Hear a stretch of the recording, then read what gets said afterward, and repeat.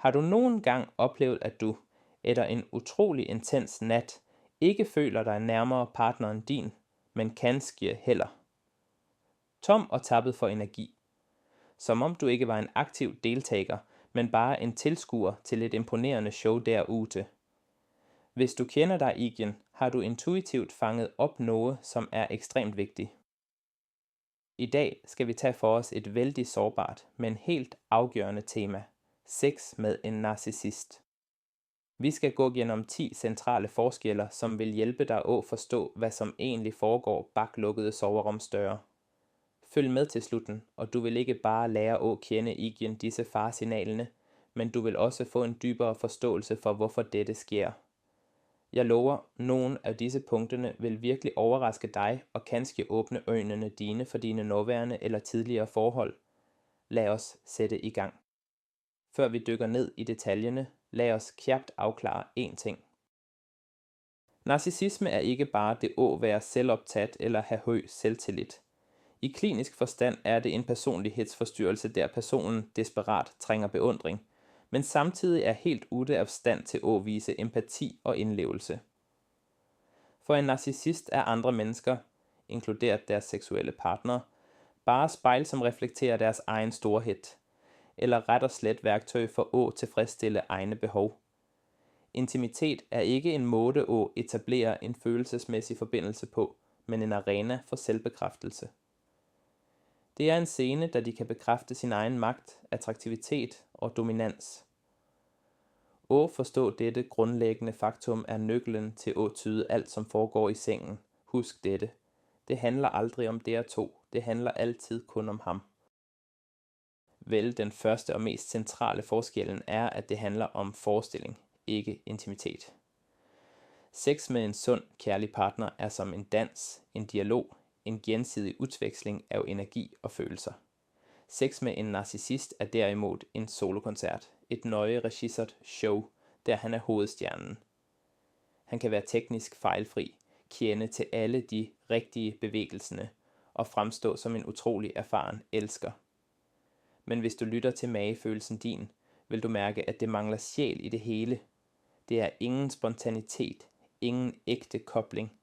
Det er næsten som at se en voksenfilm, hvor alt er perfekt koreograferet, men hvor den genuint ægte følelsen er totalt fraværende.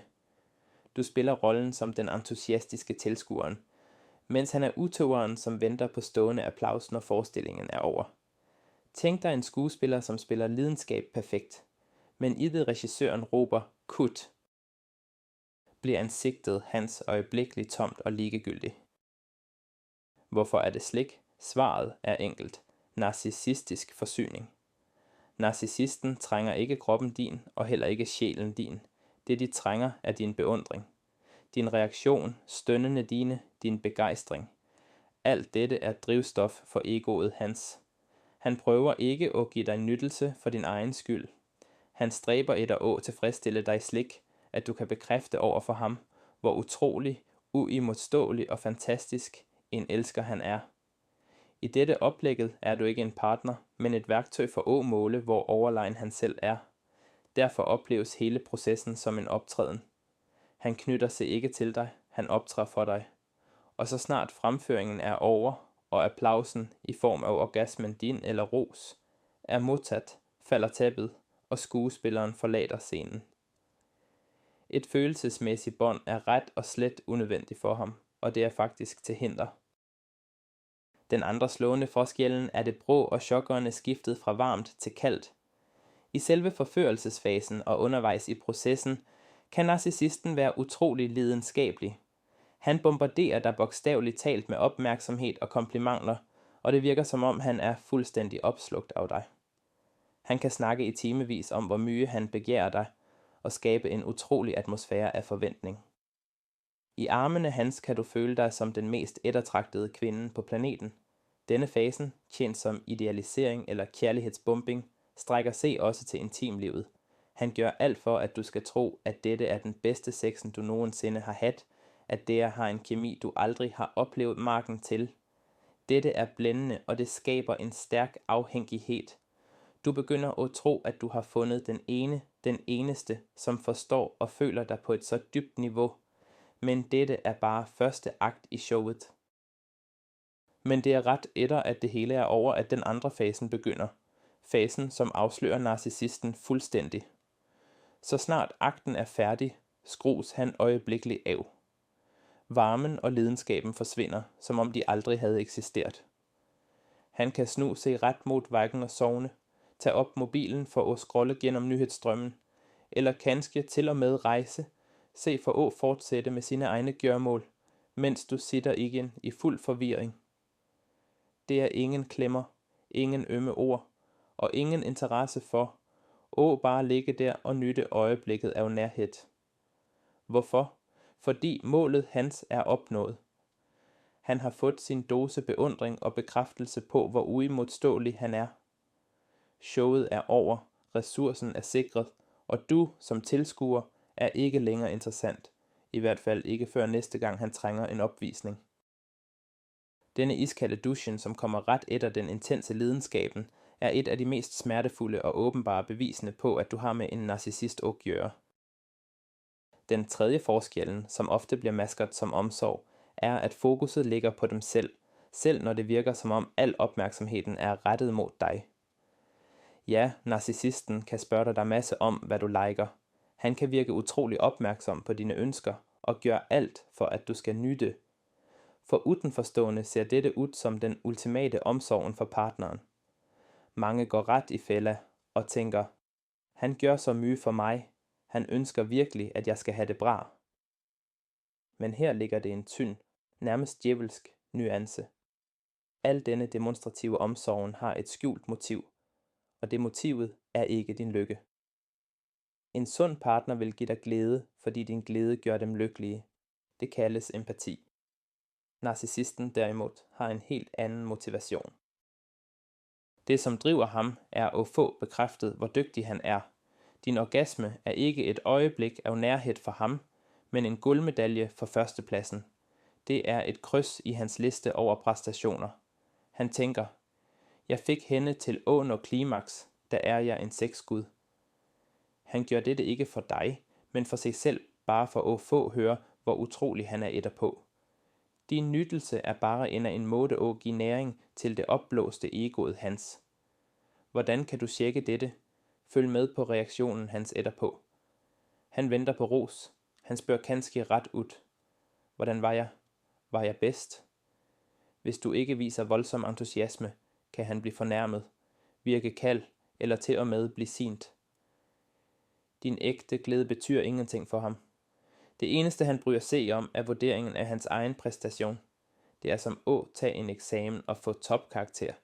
Det er karakteren som tæller, ikke selve kundskaben. Vi hopper videre til punkt 4. Det komplette fraværet af det psykologien kalder aftercare, altså den ømheden og omsorgen, man skal have efter intimitet. I sunde forhold slutter ikke sex i det øjeblikket, den fysiske kontakten er over.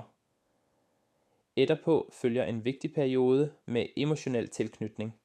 Klemmer, kys, en stille samtale, et enkelt ønske om at være nær, om at kende hver andres varme. Dette er et tidspunkt, hvor partnere er mest sårbare og åbne, og denne typen ømhed styrker båndet dem imellem. Hos narcissisten er dette elementet totalt fraværende. Det eksisterer ikke i det hele taget. For ham er det bortkastet tid. Som vi allerede har snakket om, kan han simpelthen se væk og sovne, eller begynde med sine egne gørmål.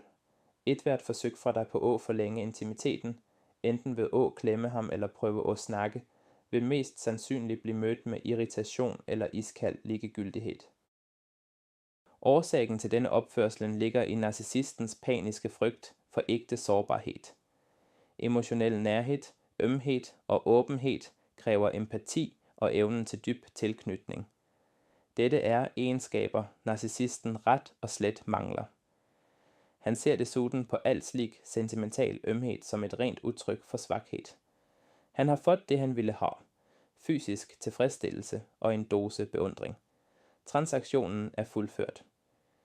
Yderligere emotionelle investeringer er meningsløse for ham, og til og med farlige, fordi de kan få ham til Å fremstå som svak eller afhængig.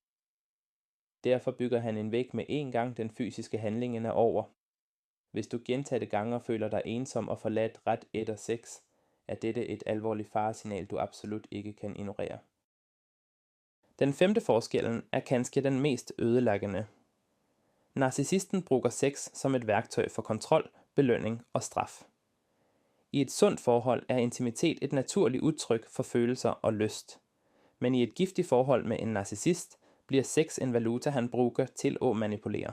For eksempel, hvis du gjorde noget, han mislikte, kanskje du sagde din mening, var uenig med ham, eller gav opmærksomhed til nogen andre, der kan han straffe dig ved at nægte dig intimitet. Han bliver kald, fjern og afviser ethvert forsøg, du gør på at komme nærmere. På den måde får han dig til at føle dig skyldig, og til at måtte fortjene hans gunst. Du begynder at gå på æggeskal, livred for at gøre noget fejl, bare for at undgå at blive afvist igen. Modsat kan han bruge sex som et rent belønningssystem.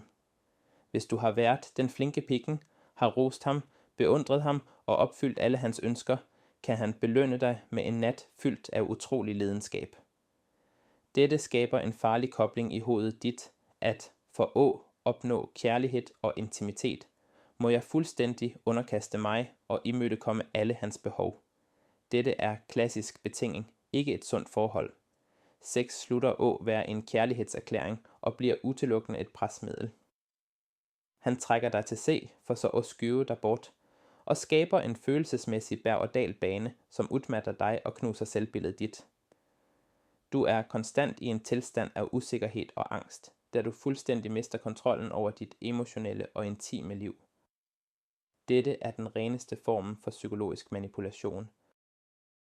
Det sjette tegnet er en klar dragning mod risiko, og at de systematisk bryder grænserne dine. Narcissister bliver fort mættet og trænger hele tiden nye, stærkere stimuli for at holde egoet i chak, eller heller for at mate det. I sexlivet viser dette sig som et konstant ønske om at prøve noget nyt, noget ekstremt, og af og til direkte risikabelt. Dette er i udgangspunktet helt greit, så længe begge partnere er med på det. Men problemet med narcissisten er, at dine ønsker og dine grænser er helt irrelevante for ham. Han vil presse dig, mase, manipulere dig med skyldfølelse, eller til og med anklage dig for at være snærped, kun for at få dig til at sige ja til noget, du egentlig synes er ubehageligt eller uacceptabelt. Dit nej opfatter han ikke som din rettighed, men som en personlig fornærmelse og en direkte udfordring mod hans autoritet. Han er likegyldig til din komfort. Det eneste, som betyder noget for ham, er at få en ny dose adrenalin og kende på magten, han har over dig. Han kan presse dig til trekantssex, ubeskyttet samleje, filming af videoer eller praksiser, du oplever som nedværdigende. Nægter du, vil du mødes af sinde eller iskald afvisning. Dette er et ekstremt farligt træk, fordi når han stadig flytter grænsene dine på soverummet, bryder han dem gradvist ned på alle andre livsområder også.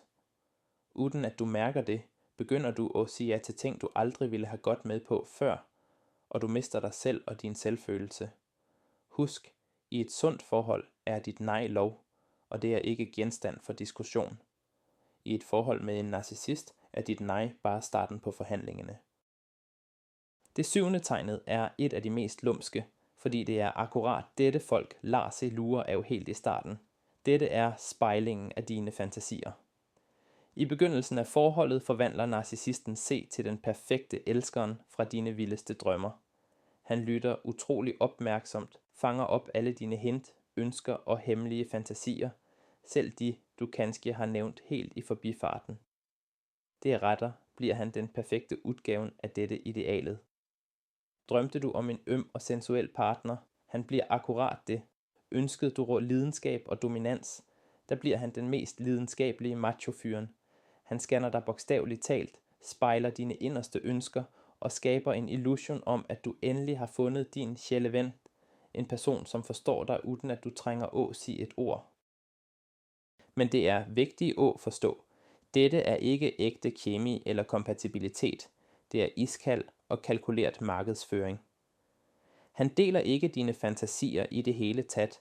Han udnytter dem for at knytte dig til C så raskt som muligt. Dette er et utroligt effektivt A-gen. Han bygger op en facade, du forelsker dig hovedstups i, men så fort han mærker, at du er på krukken, kaster han maska. Den perfekte kæresten forsvinder sporløst, og på hans plads står en kald, egoistisk og krævende person. Og du sitter igen fuldstændig forvirret og prøver at forstå, hvor blev det af manden, du faldt for? Hvad var det, du gjorde galt? Dette afliver den største myten. Du mødte ikke din drømmepartner. Du mødte en udspekuleret manipulator. Han viste dig bare dit eget spejlbillede for at lure dig ret i fælder. Den 8. forskellen, som kanskje virker ubetydelig, men som faktisk er utrolig afslørende, er det konstante, ret og slet umættelige behovet for verbal beundring. Dette handler ikke om de søde, komplimentende, kærlige par udveksler. Nej, dette er en insisterende, nærmest krævende udhenting af ros. Under eller ret efter sex vil narcissisten konstant stille spørgsmål rettet mod at bekræfte sin egen fortræffelighed. Spørgsmål som: var det bra for dig? Sig mig, er jeg den bedste? Du har aldrig haft det sådan med nogen andre, har du vel? Eller: indrøm det, jeg er en gud i senga. Disse spørgsmålene kan gentages gang på gang. Narcissisten vil ikke give C, før de får et udfyldende og entusiastisk svar. Vigtigst af alt. Dette er ikke et udtryk for den typen selvusikkerhed, du kan berolige eller trøste. Dette er en sult, han må få stilnet. Din ros, din beundring er hans mat og drikke. Hvis du ikke giver ham denne dosen med beundring, eller Gud forby, siger noget neutralt, vil han opfatte det som en tragedie og en grov fornærmelse. Humøret hans kan snu øjeblikkeligt. Han bliver kald, såret eller kanskje til og med aggressiv. Han kan anklage dig for at være kald eller utaknemmelig. Husk dette. En sund mand glæder se over, at du har det bra. Narcissisten glæder se over, at du fortæller ham, hvor bra du havde det, takket være ham. Dette er den fundamentale forskellen mellem gensidig glæde og rent egoistisk forbrug. Punkt 9 tager os direkte til kernen, den fuldstændige manglen på ægte sårbarhed. Ægte, dyb intimitet handler ikke bare om det fysiske. Det er et rum, der to mennesker kan være fuldstændig åbne, ægte og sårbare med hverandre uden frygt for fordømmelse. Dette er den højeste formen for tillid. Med en narcissist eksisterer ikke dette rummet. Han vil aldrig åbne sig skikkeligt for dig. Han kan imitere sårbarhed, men det vil altid være et skuespil, en forestilling, med manipulation som eneste mål. For eksempel kan han fortælle dig en tårevåd historie fra fortiden sin for at vække medlidenhed og knytte dig endnu stærkere til C. Men dette er ikke genuin åbenhed. Det er bare endnu et værktøj for kontrol. Han er panisk red for at vise sit sande jeg, sine svagheder og ufuldkommenheder. Dette skyldes, at han dybest set føler en enorm tomhed og skam på indsiden. Den grandiose facaden er kun et forsvar. At slippe nogen inden for den facaden er for ham ensbetydende med total udslettelse. Derfor kan du i sengen med ham føle en stærk fysisk kontakt, men på det emotionelle planet vil det altid være en glasvæg mellem jer. Du fornemmer intuitivt, at du ikke kan nå ind til hans sande kerne, at han altid holder dig på afstand. Intimitet med en narcissist er altid en ensidig proces. Du åbner dig, du giver, du slipper ham ind i dit hjerte, men han forbliver en lukket observatør, som kun konsumerer din energi, uden at give noget tilbage.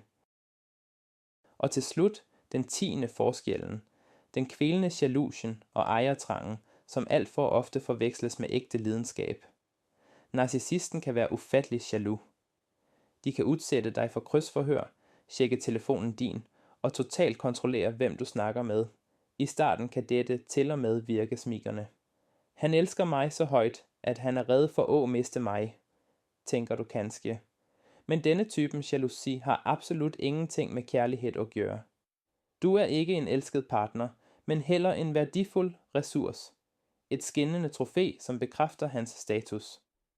Hans jalousi er ikke frygten for at miste dig som person. Det er frygten for at miste sin ejendom, kilden til den narcissistiske næringen. Han takler ret og slet ikke tanken på, at tingen hans kan tilfalde nogen andre. Denne jalousien er uløseligt knyttet til sex.